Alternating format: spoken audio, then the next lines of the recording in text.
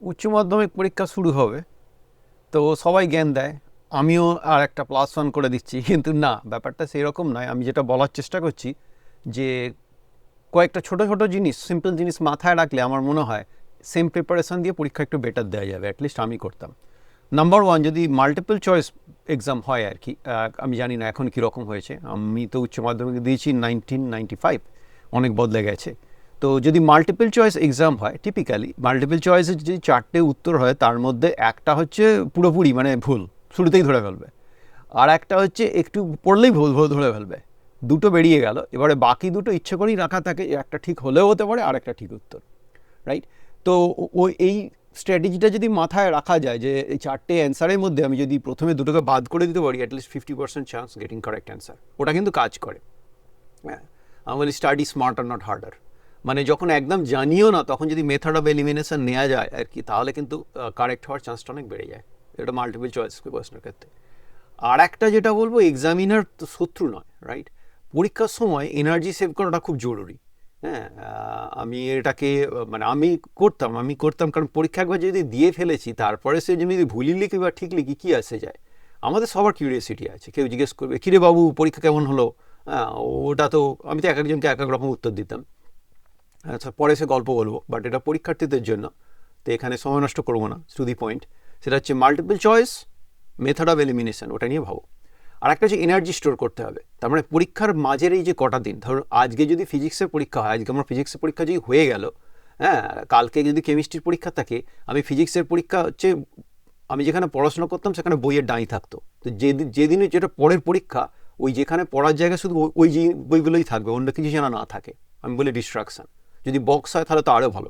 হ্যাঁ, এটা যদি কার্ডবোর্ডের বক্সের মধ্যে বাকিগুলো ভরে রাখা যায় তাও, মানে ওই আমি বলতাম 24 ঘন্টা আর কি, ডু দিস অর নাথিং। মানে ফিজিক্স হয়ে গেছে ডান, তারপরে বায়োলজি আমি পড়বো না, তারপরে পরীক্ষাটা কেমিস্ট্রি, সেই কেমিস্ট্রি পর্যন্ত আমি শুধু কেমিস্ট্রি পড়বো, আর নাহলে আমি কিছু করবো না। I will just save energy. জল খাবো, খাবার খাবো, চোখ বুজে বসে থাকবো। হ্যাঁ, মানে অন্য কিছু পড়াশোনার দিকে যাবোই না নতুন। মানে এই সোকিং, হ্যাঁ, এই সোকিংটা আমার মনে হয় আমাকে একটু সাহায্য করেছে। এই সোকিংটা আমি বলি আর কি, যে সামনের যেটা পরীক্ষা সেটা ছাড়া নাথিং, জাস্ট নাথিং।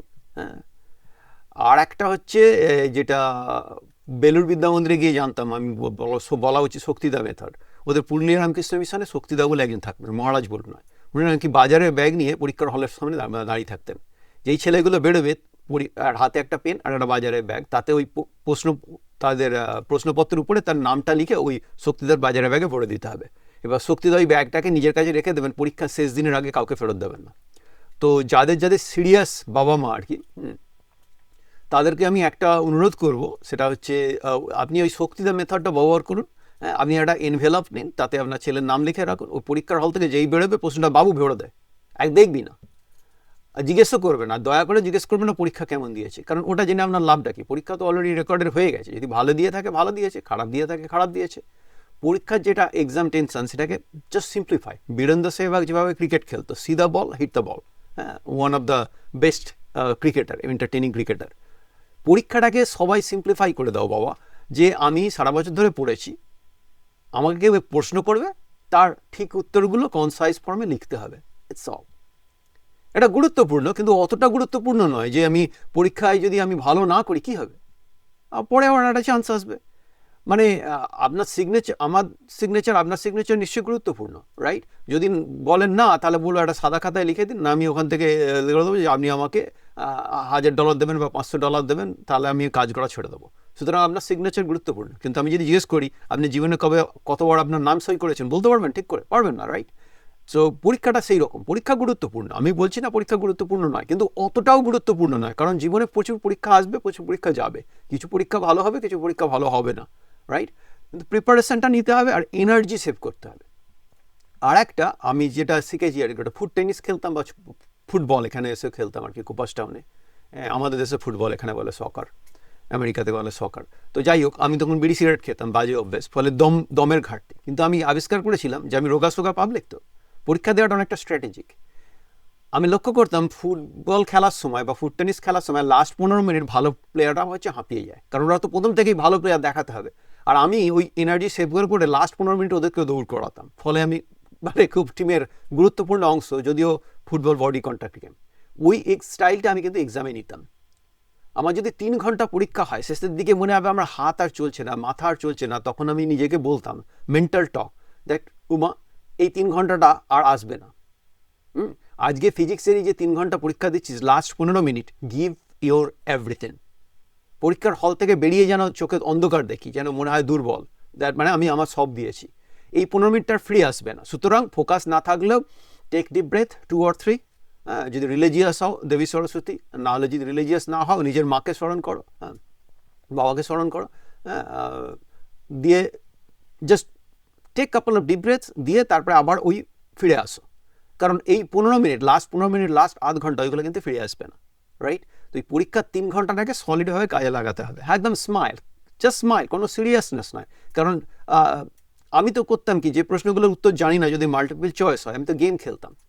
যে মানে ধর 6টা কি 7টা প্রশ্ন বাকি আছে, তখন আর চলছে না, তখন মনে হয় যা সার্কেল করে ছেড়ে দিই। তখন বলতাম না না না, এই প্রশ্নগুলো এক একটা প্রশ্ন হচ্ছে $5 করে, বা এক একটা প্রশ্ন $5 করে, তাহলে 7টা প্রশ্ন বাকি আছে, 5×7 35 টাকা, দেখা যাক আমি কত টাকা জিততে পারি, বলে আমি হাসতাম। হ্যাঁ, মানে আমি মানে পরীক্ষা হলে আমি হাসছি, আমি দুটো করে এলিমিনেট করছি করছি। বাকি সবাই ভাবতো কি পাগলা ফাগলা নাকি, সবাই ক্লান্ত, ওর সিরিয়াস পরীক্ষা, বসে বসে মুচকি হাসছে কেন। মানে আমি তখন বসে বসে পরীক্ষার এত মেন্টালি টায়ার্ড হয়ে গেছি, আই গিভ মাই এভরিথিং, কিন্তু ওই লাস্ট 15 মিনিট বাকি আছে, 7টা প্রশ্ন বাকি আছে, আমাকে তবুও নিংড়ে দিতে হবে, রাইট? ওইটা আমি বলার চেষ্টা করেছি। পরীক্ষাকে সিরিয়াসলি দেবে, আবার সিরিয়াসলি নেবে না। হ্যাঁ, যা প্রিপারেশান আছে, হ্যাঁ, দেবী সরস্বতী বলো আর নিজের মা বাবা বলো, স্মরণ করে দিতে হবে। কিন্তু পরীক্ষা যেই হয়ে যাবে, সেইটা নিয়ে 5টা মিনিট কেন, 1টা মিনিটও যদি নষ্ট করো, তোমার আগের পরীক্ষাটা যদি ভালো হয়, কোনো গ্যারান্টি নেই পরে পরীক্ষাটা ভালো হবে, রাইট? আগের পরীক্ষাটা ভালো হলে সেইটা নিয়ে যদি বগল বাজাও, তাহলে তোমার কমপ্লিসেন্সি এসে গেল, যেটা পরের এক্সামটাকে তোমাকে হার্ট করবে। আর আগের পরীক্ষাটা যদি খারাপ হয়, সেটা আমার পরীক্ষাটাই খারাপ হয়ে গেল, আমার মার্ক খারাপ হয়ে, সেটা দিলে পরে পরীক্ষাটা হয়তো এফেক্ট করবে। বেস্ট স্ট্র্যাটেজি হচ্ছে, যেটা আমি বলি শক্তিদা মেথড। পরীক্ষা যখন হয়ে গেছে, ওই যেখানে সেই বইয়ে ডাই করা আছে সমস্ত 6খানা বা 7খানা সাবজেক্ট, সেখান থেকে একটা করে সাবজেক্ট নেবে, পরীক্ষার কটা দিন পড়বে, যেই হয়ে গেল ওই প্রশ্নপত্রটা ওই ডাইয়ের মধ্যে দিয়ে আবার নিচে চলে যাবে। হ্যাঁ, আর পরীক্ষা যেদিন হয়ে যাবে, সেই দিন যদি তোমার দম থাকে বা ইচ্ছে থাকে, তখন আবার তুমি সব প্রশ্নপত্রগুলো দেখো যে তুমি কিরম পরীক্ষা দিয়েছো। আমি গ্যারান্টি দিচ্ছি থাকবে না। পরীক্ষার শেষ দিন মানে তখন তো যাক বলা যাবে না, সে তখন অন্য সেলিব্রেশন, রাইট? তো আমার মনে হয় এই সামান্য ব্যাপারগুলো মাথায় রাখলে, হ্যাঁ, আর বাবা মারা যদি একটু বেশি টেনশন দেবেন না। মানে হিন্দি সিনেমার ডায়লগ ছিল না, টেনশন দেনে কা নেই, টেনশন লেনে কা নেই দেনে কা। টেনশন লোকে দেওয়ার জন্য আমাকে লোকে যখন জিজ্ঞেস করতো, কি রে আজকে পরীক্ষা কেমন হয়েছে, কিসের পরীক্ষা, পরীক্ষা দিতে যাচ্ছি আজকে, তোর তো মানে পরীক্ষা আজ তো শুরু হয়ে গেছে। আমার তো সামনের বছর তোকে ফেল করেছিলি? হ্যাঁ, ফেল করেছিলাম তো ক্লাস 8-এ। ও আমার ছেলে বলছিল তোর এই বছর পরীক্ষা। পরে এসে আমাকে জিজ্ঞেস করে, তোর আমার বাবাকে এরকম বললি? আমি ওই রকম পাবলিক একজনকে এক এক রকম বলতাম। তো যাই হোক, যারা পরীক্ষা দিচ্ছে, বেস্ট অফ লাক, হ্যাঁ, best of luck, best wishes. কিন্তু জীবনে এটা তোমার প্রথম পরীক্ষা নয়, জীবনে এটা তোমার শেষ পরীক্ষা না। তোমাকে আরও যত সাবজেক্ট নেবে তত পরীক্ষা দিতে হবে, জীবনে আসতেই থাকবে। সুতরাং টেক ইট সিরিয়াসলি, আবার ওভার সিরিয়াসলি নিও না। শক্তি সঞ্চয় করো। হ্যাঁ, যাদের কুসংস্কার নেই, বেস্ট হচ্ছে পরীক্ষার জন্য, যেটা রজার ফেডারারের মেথড আর কি। হ্যাঁ, আমি বেশি বয়সে গেছে আবিষ্কার করেছি, কলা আর জল হচ্ছে বেস্ট। হাফ টাইমে যদি এর পাওয়া সম্ভব হয়, একটা কলা খাবে, এক বোতল জল খাবে, ওতে একদম মানে it's not too much energy, not too less energy, just enough. Chemist হিসাবে বলছি, তোমার যতটা দরকার ততটা পাবে। হ্যাঁ, বেশি সন্দেশ ডাবের জল ফাবের জলের দিকে না যাওয়াই ভালো। আমার তো কোনোদিন জোটেনি, আমি জানিও না, কিন্তু আমি ওই রজার ফেডারারকে দেখেছি, আর পরে যখন একটু কেমিস্ট হিসাবে দেখেছি, দ্যাটস বেস্ট স্ন্যাক, যারা কলা আর এক বোতল জল। কিন্তু ওটার ওগুলো হচ্ছে, ওগুলো জাস্ট সাইড এফেক্ট, ওইগুলো নিয়ে মাথা ঘামিয়ে কোনো লাভ নেই।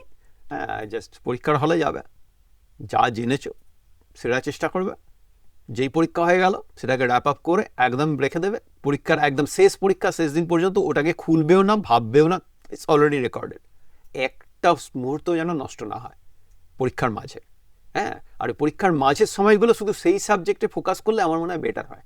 কারণ আমি ওইভাবে অনেক কিন্তু রেজাল্ট পেয়েছি, মানে ভগবান আশীর্বাদ বলুন বা পূর্বপুরুষের আশীর্বাদ বলুন, আমি অনেক বেটার এক্সাম টেকার দেন আমার থেকে অনেকে পড়াশোনা, প্রচুর পাবলিক আমি হাতে করে বলতে পারি আমার থেকে মানে অনেক ভালো ছিল পড়াশোনা, কিন্তু সামহাও আমি তাদের থেকে বেশি নাম্বার পেতাম।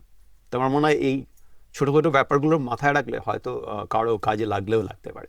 সেই জন্য আজকে রেকর্ড করলাম। ভালো থাকবে, সবার পরীক্ষার জন্য শুভেচ্ছা রইল, সবাই ভালো করুক। ঠিক আছে, আবার পরে আসবো।